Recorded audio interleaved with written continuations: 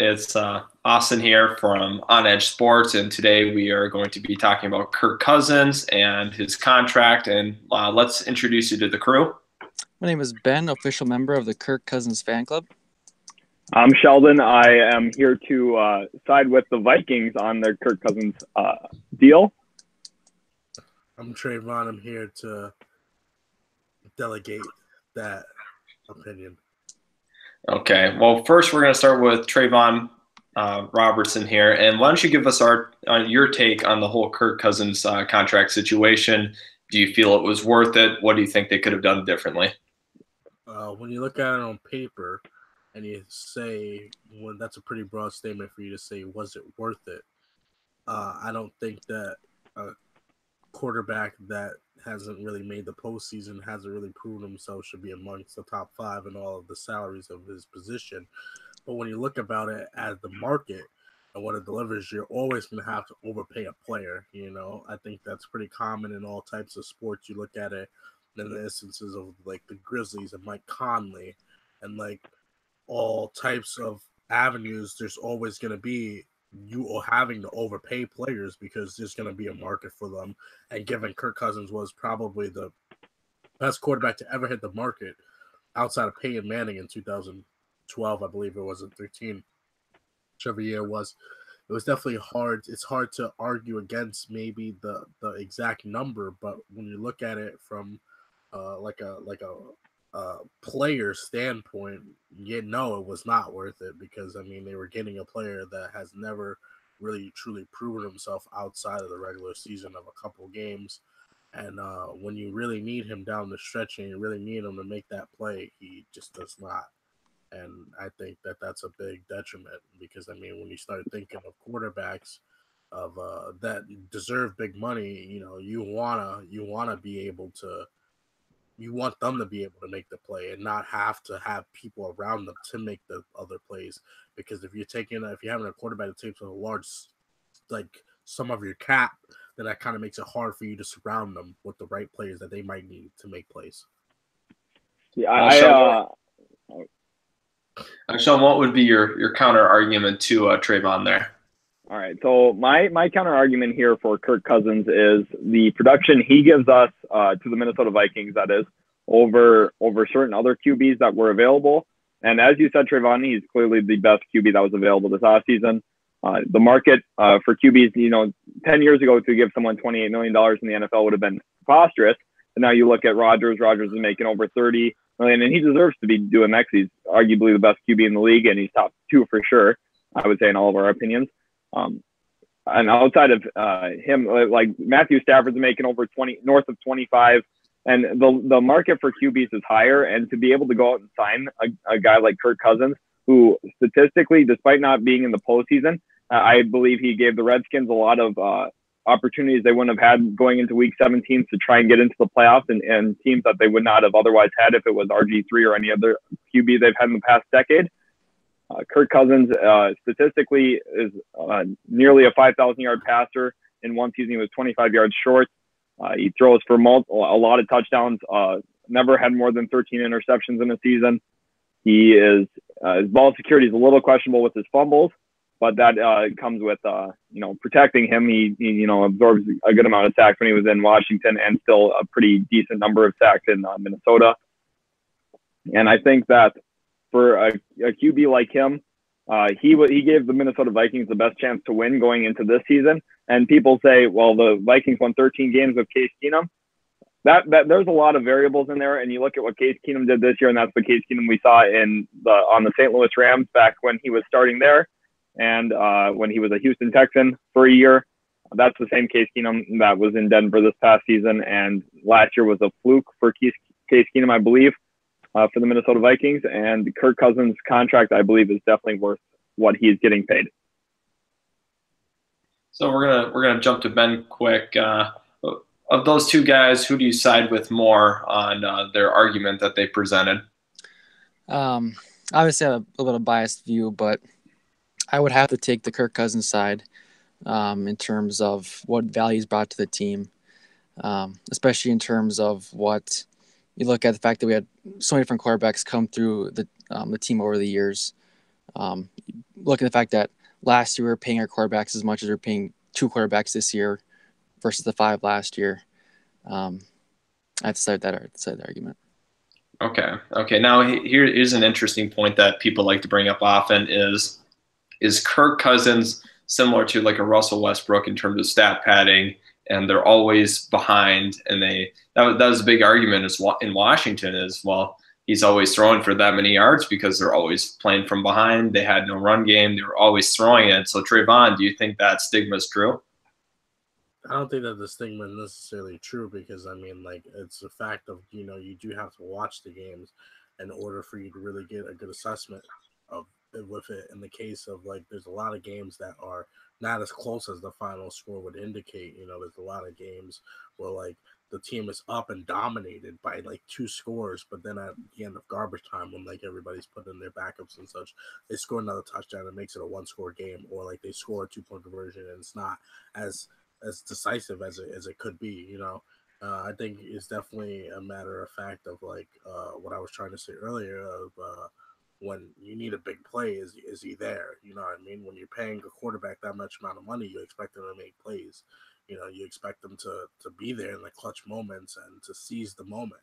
You know what I mean? It's definitely, like, it's hard. It's hard in this league to make plays in difficult situations. But you look at all the great quarterbacks that have won Super Bowls and that have had success in general in the NFL and across the board. They all have comebacks. Kirk Cousins and against 500 teams is 4-26. I think that really shows that when he's up against good competition, that maybe he doesn't necessarily play that well. And that's why I think that, like, he's probably just an above average quarterback in terms of talent, because when you need him most and you need to make a play, like, he just doesn't do it. And I think that's definitely detrimental. And I'm not saying that that's the reason why the Vikings missed the playoffs was just because of Kirk Cousins, because I think there's a lot of other factors that go into it for a whole team. This is it's 11 on 11. It's not 1 on 11, like, in terms of that. But I think he does attribute a good amount of blame to it, because, I mean, like, again, like, when the games where you need him most to show up, and you might say, well, he can't do it because of offensive line or because of no running game. But there's just certain games that, like, you have to take that away and really see what you are made of as a player. Everybody knows, go ahead. I'm sorry. That's fine. I disagree with you there about not making the big plays when he has to. I've seen countless times in the fourth quarter against the Packers in week 2 or 3 it was.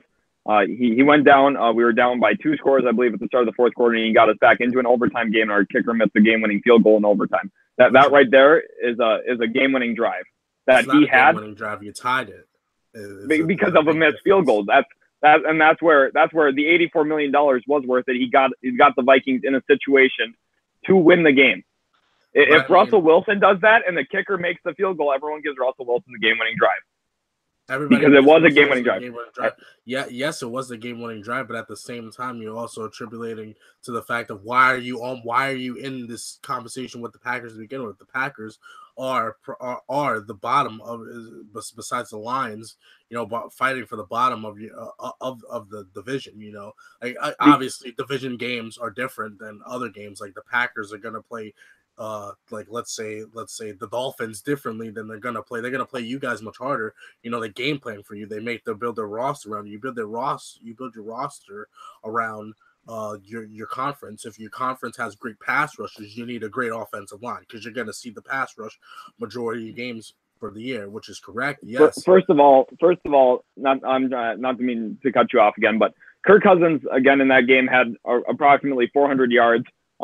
And we put up over 30 points against the Packers there. That at some point that can't be on Kirk Cousins for a top 5 defense. I think we would all agree on paper that the Vikings are, to give up over 35 points. But again, they're playing Aaron Rodgers, who's a great QB in Lambeau. That's a tough game because it's a division game, and Lambeau's a great home field advantage for the Packers. It's totally a tough game, but I still attribute. You think about it now. Think about if you had won that game. Think about if he had put you in a position.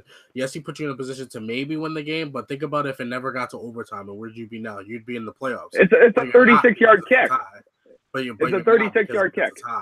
You know, and you look at the Rams game. The Rams, he put up 422 yards and 4 touchdowns against the Los Angeles Rams at 12-14 that got a bye in the first round of the playoffs in the NFC. A great team, a team that many people were picking to win the Super Bowl before the season started because of their acquisition. And he put up 422 yards with 130 plus rating. But also a team that we would say right now is not that really good defensively. You know what I mean? Like, that's not really saying much. A lot of the good teams that have played the Rams, you know, that have good offensive I believe that you should do that. When you have arguably two Pro Bowl wide receivers, top 15 in the entire league, you should be doing that.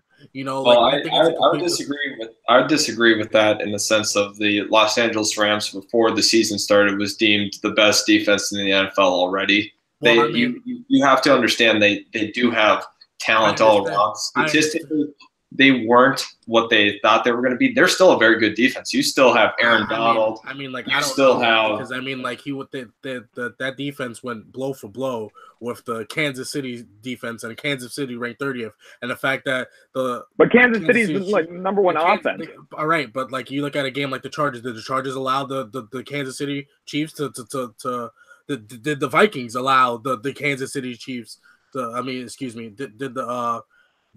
think about all the teams that play them that they don't score 50 on. I think that's tremendous. And I mean, like, even though that might not be the case for some of them, but there just has to be a point where, again, you have to come into it and say that when are you going to give him blame? You know, that game against the Rams with the Chiefs, Goff had 2 fumbles lost, by the way, that led to 14 points. So if you take those away, it's still 37, but you know, that's 14 point swing. That's still a lot, but that's still a lot. Like that's what they average. But if your defense is giving up 37 points per game, then that's not good. Like, you're not going to win. That's to the number one defense. That's to the number one offense. But back to Cousins. Like, Cousins, he went into LA on a short week from Green Bay to LA on a short week, put up 422 yards on their defense. Okay, that's impressive. In its own, that's a great statistically not a great defense, but a good defense. And we also have to take into account that they for the most part of most second half, they give up a lot of yards because they'd have big leads already. They had one of the highest powered offenses in the league as well. Okay, including great like matchups that they had. They played the Chargers, Chiefs, Vikings. Played the Seahawks twice a year. They played some very good teams. But going forward into Kirk Cousins, when you look at what he gives the team statistically, it's more than just the stats. But we're giving Philip Rivers some MVP discussion, and I think rightfully so because his team is 12-4. Okay, I'm not saying Kirk Cousins should have gotten MVP because we missed the playoff because the Vikings missed the playoff. He doesn't deserve that at that point. But Philip Rivers with 10 more passing yards on the season, 2 more interceptions and 2 more touchdowns, was in the MVP debate, and people are saying Kirk Cousins was a bust for his contract with basically similar statistics. And you look at the Vikings last year, we had Pro Bowlers on every level of our defense. I wouldn't say people are saying that he's a complete bust. I think it's more so of saying, like, you know, this was your year. Like, this was the year to make the Super Bowl. Like, we signed him for 3 years. We have 3 years to make the Super Bowl. But you had everything. But you don't have 3 years to make the Super Bowl because now you got contracts coming up. And now why? Because now, who are you guys going to pay Barr? That type of money? You can't. Well, no, but we have draft picks to replace people. We're gonna be able to add offensive linemen through the draft. But there's no okay. But if you're neglecting offense, if you're going offensive line now, then you're neglecting defense, and then your defense. No. But if we lose Trey Waynes, we have Mike Hughes filling in. But can Mike Hughes even stay healthy for a year? Like, he tore his ACL. He tore his ACL. Yeah. I mean, like, the bigger question is Dalvin Cook can Dalvin Cook stay healthy? We don't know that yet. But until we have an O-line, it doesn't really even matter if he stays healthy. Kirk Cousins is getting assigned 90% of the blame when we were the 3rd worst rushing team in the league. Okay, again, no, but then again, it comes back to, all right, when your team is under duress and your team is, can you make the big play? And you argue about Philip Rivers. Philip Rivers, without his number 1 wide receiver, without his number 2 running back, without his number 1 running back, goes into Kansas City, one of the hardest places to play, divisional game. This team has the Chargers number completely. For the last 4 years, they've own the Chargers. He goes in there and wins, and that's MVP-ist because he doesn't. Because then when the chips are down and he's down and out, he's the one making the plays. He's the and Kansas City was statistically the worst defense in the league. Yes, statistically the worst defense in the league. But again, we just equivalated how we were talking about how divisional games are harder than other games. The Chiefs. Yeah, so the same thing with the Packers. The Packers have a bad division, but you're not giving Kirk Cousins the credit for that. But you're giving Philip Rivers the credit. I said that was the case. I said, granted, that is the case. You know what I mean? Granted, that is the case. But again, but you're talking about the Packers, and I'm talking about the Chiefs. That is a completely different talent. Wise, like that is two completely different spectrums. We're talking about how many rushing yards did you guys have in that game that Philip Rivers won for you? How many rushing yards did you have? We didn't have that many. We had again Justin Jackson as our main running back. There wasn't that many yards to give. Philip Rivers, when it was crunch time, he delivered. On fourth down, he delivered. You look at the game in Pittsburgh, to go into Pittsburgh down 16. Like that game against the Chiefs in the second game of the year where he beat them in Arrowhead also contained an Orlando Scandrick drop interception on the final possession. So we would be talking about it a lot differently if one quarterback could catch the ball. On the final possession, Mike Williams was wide open for the 2-point conversion. What are we talking about? Like, okay, yeah, not the final play, the final possession. It doesn't matter whether or not it didn't happen. You're talking about what ifs. Well, what if Kirk Cousins had beat the Packers? You'd be in the playoffs, and there would be no discussion about this. But that didn't happen. We're talking about right now. We're talking about now. We're talking about, is your guy worth the money? I'm not saying that he's not worth the money, but what I am saying is that when you need him most, he vanishes.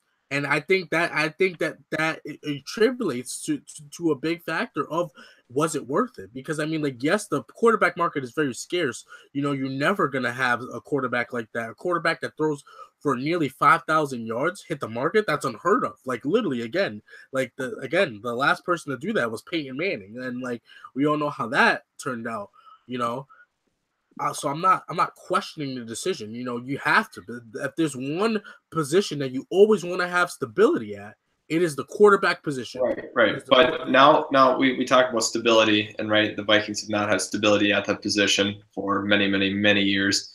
Now you want to make that argument that it's a huge contract, but we also have to look at the options that they had at the time. Are you going to bring in Case Keenum for probably $20 million over 2 years? I think in hindsight, great move not doing it. I'm not the biggest Kirk Cousins guy, but I mean, Case Keenum hasn't done anything in Denver, right? I agree there, and I would like to piggyback off that if I could. Trayvon, I'd like to ask you what you would have done if you were the Vikings GM this past offseason. What you would have done to address the quarterback position? What I would have done is I would have just brought back a quarterback that was decent enough to win 13 games and to manage. Excuse me, he didn't play in all 13 games. I don't think so. Right? Like he won 12 of them. He won 12 of the 13. He played 12. So I mean, like, I would bring back a quarterback that knows my system, that I've seen in late game situations that you can semi-trust. Granted, the Minneapolis Miracle was just that of a miracle, but before that, he made decent. He made poor decisions, but the receivers made up for it. Adam Thielen made up for it. What was the biggest knock on Case Keenum? What was the biggest knock on him? Well, you can tell me. I would say it's decision making.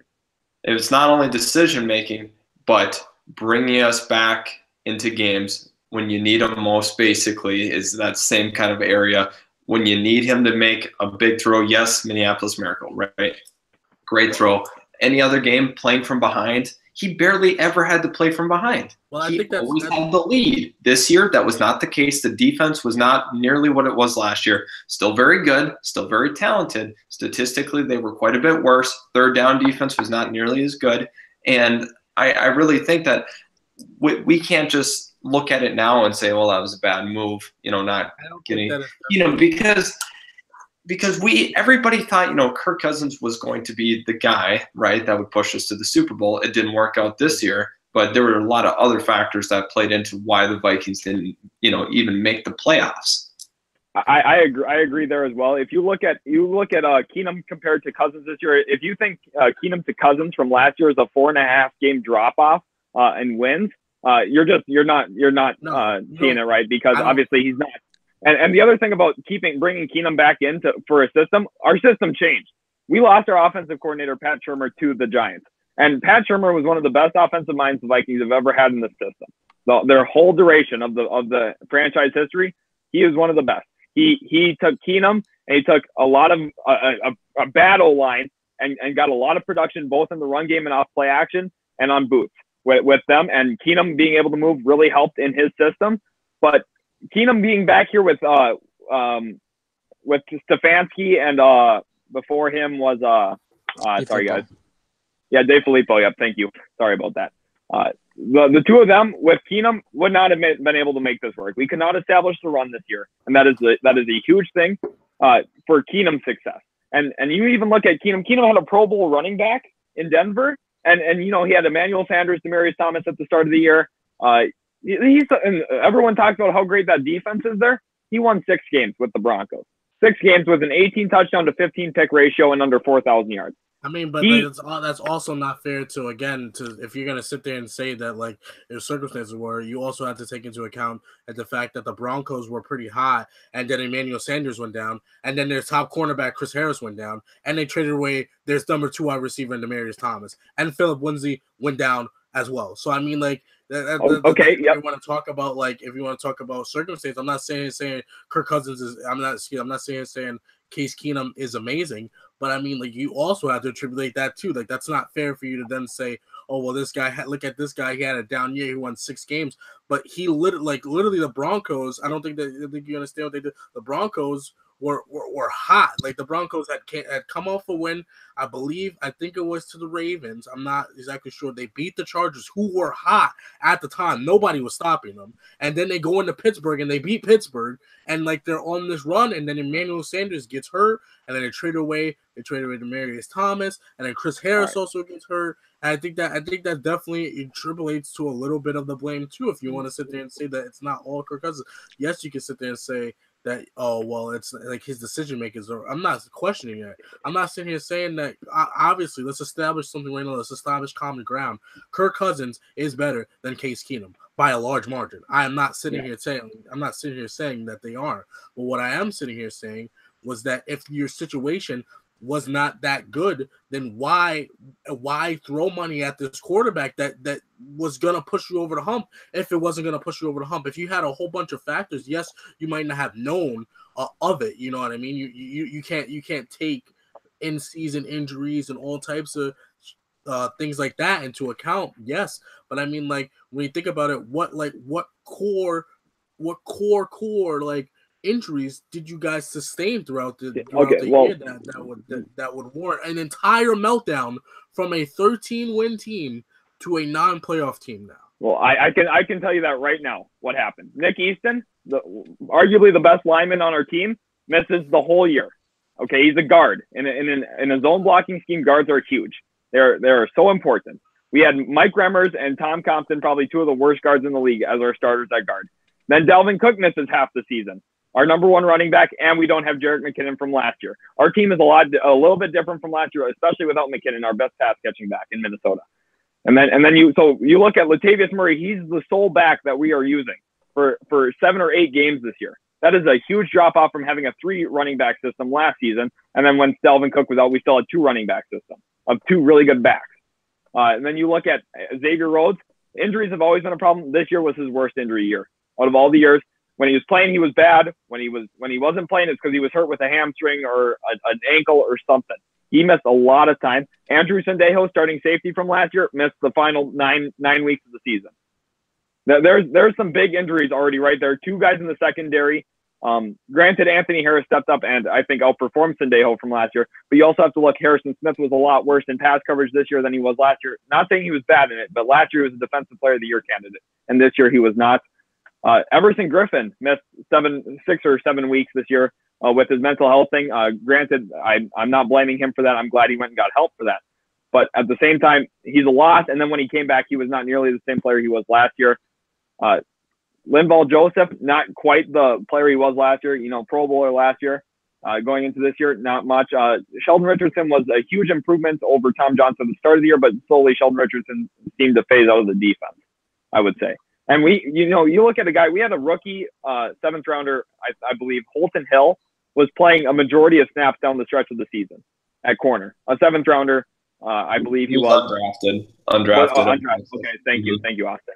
But so you see, we have a corner out there who's undrafted now. My fault on that. He's playing a majority of the snaps because Xavier Rhodes is hurt. Trey Waynes missed a game or two with a concussion, I believe, or maybe a game and a half it was.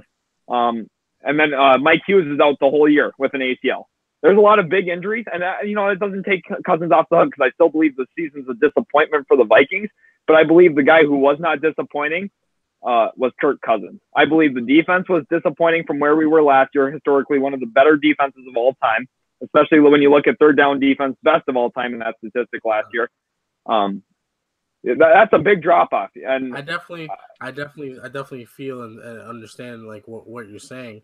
You know what I mean? But like again, like being a Charger fan, like I know what it's like to have injury decimated teams, and it's finally coming around. It's like if you're gonna claim that this is the year to win a Super Bowl, you have to have depth, and you have to have depth at a lot of different positions, and a lot of positions matter.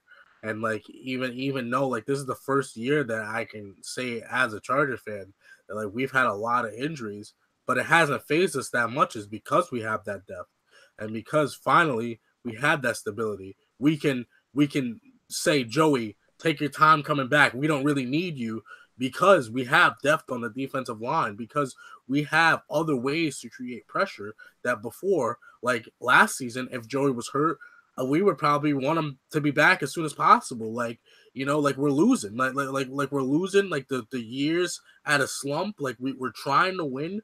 And like now we had that luxury of saying, Joey, listen, Joey, I think was ready by like week 7, but we're like, Joey, no, like take your time. Like we're fine. Like look at the defense. We're using the depth that we have to our advantage. And like we have like Melvin. Like reason why Melvin Gordon didn't, like Melvin Gordon wanted to play down the stretch. He could have, but we just said, why do that when we have Austin Eckler in the back? We have the 7th round pick, Justin Jackson, who has really stepped up in every single one of his snaps and played phenomenal football. And why do we need that? You know what I mean? I think that like when you really look at it, like it's depth, and maybe that's something that the Vikings need to address. Obviously, I don't know whether it be through the draft or whether it be through free agency, but I think that like I think that then that was a major flaw in this Super Bowl plan, because like if you don't have depth, you can't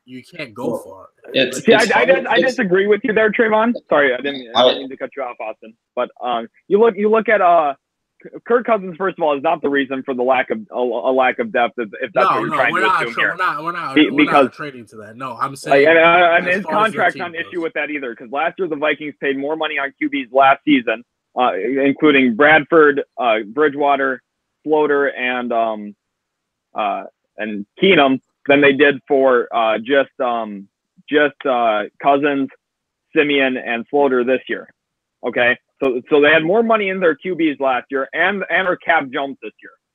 The big signing that should be regretted would be Sheldon Richardson, I would say. We could have used his $10 million better, but you also have to look at the depth. Where cornerback, you can't lose your top 3 guys for multiple weeks in the season and expect your guys to have depth to the 4th and 5th guy at cornerback. Top three guys. You also have to look at what the Vikings addressed during the offseason. They got the extensions to Danielle Hunter. They got it to Stephon Diggs. Big money. They're both coming out their rookie deals. They were cheap because there were a 3rd rounder and a 5th rounder. So all that money is gone.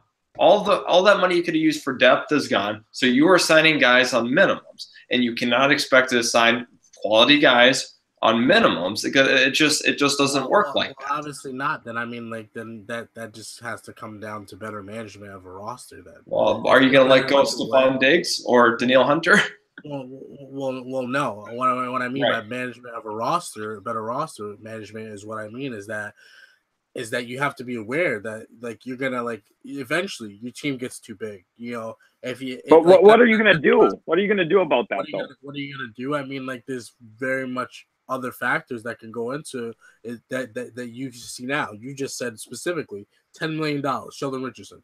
Maybe you don't pay him that. Maybe you just maybe you have someone like that you've been working on, been building up, come in and play that role, and maybe you put that $10 million somewhere else. I'm not saying that I know specifically of where to put it, but I just think that it has to come down to better roster management. Is like if you know that you have a whole bunch of players coming up. Like, you know what I mean? Like, you have a whole bunch of players that you're going to have to pay, and you have all these guys on these minimum deals, so you're getting, like, bargains, you know what I mean? Like in little cheap deals and things like that. Then you have to be aware of the situation. Before the season starts, would you say that Sheldon Richardson signing was a bad deal? He was the sixth overall free agent. Like, we are raving about it because you are adding to the best defense in the league, in my opinion, a great defensive tackle that fits the scheme perfectly, right? Yeah. We are raving. I agree. And the other thing, you can't account for all those injuries happening at the same time. Yeah. And I'm not saying that a team should use that as an excuse. I think every team gets injured. Every team gets injured, and you have to have a coach that has guys that are on those minimum contracts ready to go, right? And if you get so drilled at one position, then it's hard because then you have multiple guys on minimums out there.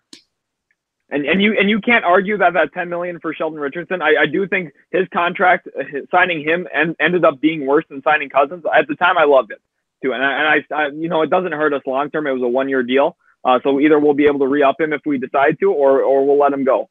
But at the point is, you don't want to spend that $10 million on him for your 4th and 5th corner, you know, because that's where we were at as our 1 and 2 when Waynes was out. And Rhodes is missing the last 2 or 3 weeks of the season, and then, you know, various weeks in between. But that's where the biggest weakness was because of injuries. I mean, the biggest weakness clearly is your offensive line. I think that if you but because of injuries, it was because of. But you just named one guard that got hurt, and your whole offensive line falls apart. I don't buy that.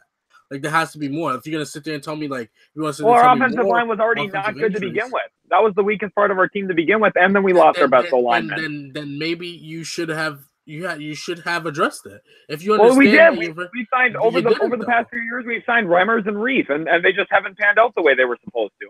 Well, it's not that they haven't tried to address it. Well, okay. Well, I mean, then you have to address it with success. Then, if that's the case of it just not happening, then you need to cut those guys loose, and you need to get in quality. There's a lot of cap penalties to that too. Like, it's not as easy as just letting their money go. It's not as easy as just letting someone go. No, I understand exactly what you mean, but I mean, this also comes into a fact of, like, you have to hit on some of these bargain deals. Like, again, like I go to the Chargers because I know the Chargers. You look at an offensive line guy that was on the market, Mike Pouncey, amazing signing, and we got him for really cheap. And you look at you have to find those, like, gems in the rough eventually. You know, you have to find that player to help you push you off the edge. And, like, I would say that, like, Mike Pouncey has done that for us. He has turned our decent offensive line into an elite offensive line.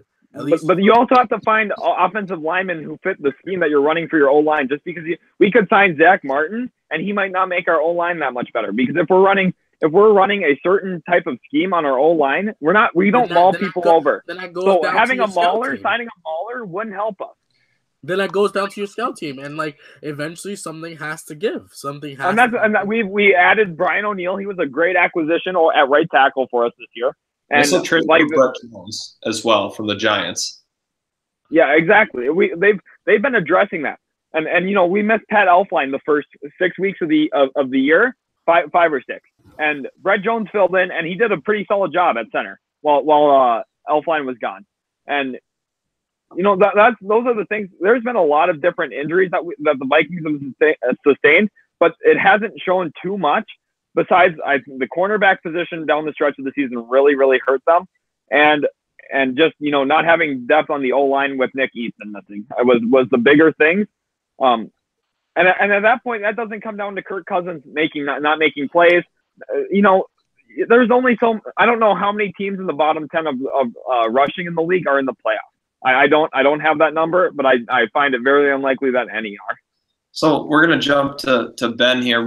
Ben, what do you think is the biggest problem with the Vikings, and how do you think that they could alleviate that for Kirk Cousins in the future? Well, one point here as well that was to go with the offensive line was the death of the offensive line coach, Tony Sparano, at the beginning of the season, which I think was a huge factor in what was happening.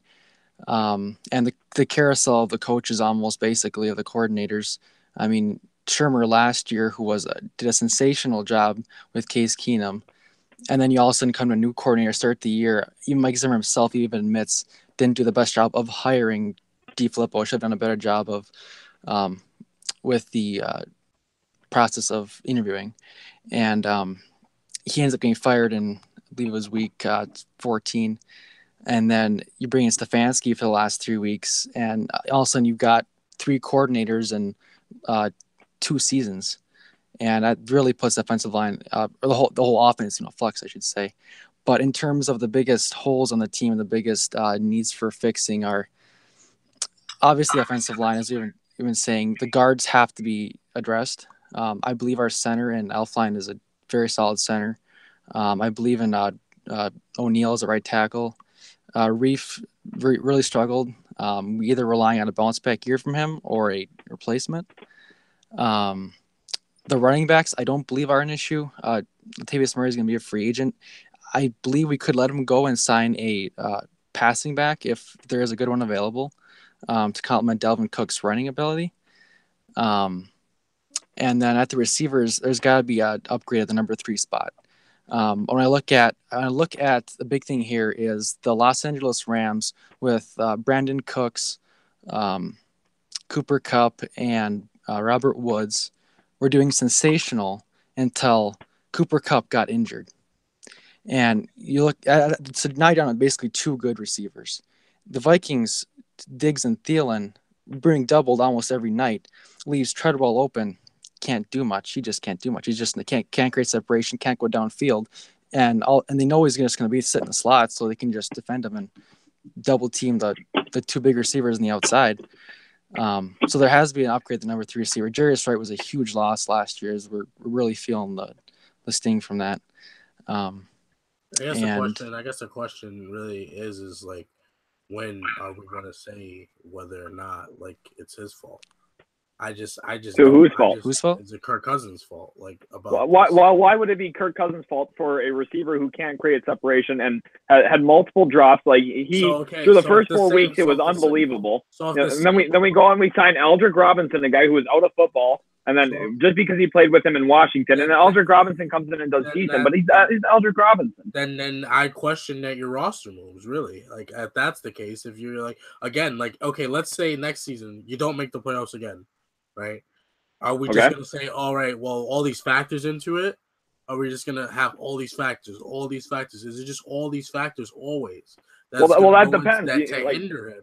Because you say Philip Rivers is a great quarterback, and he's missed the playoffs many, many, many times. Rodgers has missed the playoffs many, many, many times. And, most of the time it might not be his fault. The year he had 21 picks, I would argue it would probably be his fault for the most part. But as long as Cousins is having a passer rating around Aaron Rodgers' career average for passer rating, I'm not comparing him to Rodgers, but statistically and where he his arm talent compared to anything the Vikings have had since Brett Favre is unbelievable. He is the best QB we've had since Brett Favre in Minnesota. I think if you guys don't make the playoffs and you guys don't get to a Super Bowl, then I don't really think that contract was worth it in the long run. I think that like you guys could have obviously maybe not put the money somewhere else, or put it to somewhere else, or put it to someone else, I should say. You have to have a QB in this league is the bottom line, and you're going to have to pay him. And he will eventually, throughout time, his contract, he'll become like 5th or 6th by the end of it, probably. Yeah, I agree. Passing him. And you have to pay the position, and his contract came at a time when, the quarterbacks were at a premium, and they had no other options in the draft. The only guy that would have been available at that slot is Lamar Jackson. That doesn't make any sense for the Vikings. Other quarterbacks in the draft were like Kyle Lauletta. He's not going to give you anything. You're in a win now team. You have a Super Bowl contender at the time. And I think that you just have to pay him that money, and you have to do a better job. As a general manager, Rick Spielman is neglected offensive line too much through the draft process, more or less because of Mike Zimmer wanting his corners early on. And I put some of the blame on Spielman, but I don't think we can really put as much blame as we are as a media on Kirk Cousins. I agree there. You look at also, like, we're mentioning the drop off last year. You know, from last year's team to this year's team, if you say all the conditions stay the same with how well the Vikings were playing, and we have Pat Shurmur, we have a great coordinator, we have a great number 3 receiver, we have a pass catching back, we have all this stuff. Like, Cousins did not drop Keenum's team by 4.5 games. That would be ridiculous to say. You know, it's also a big thing is the emergence of the Bears. The Bears were twice as good as they've been in the last decade or so. They were phenomenal this year. They deserved to win the division. They outplayed the Vikings in both of their games, and they were a great team overall. And then you look at Matt Nagy, that was a big thing. But that's what an offensive mind can do for you. And we lost an offensive mind, and we tried to replace him, and we couldn't.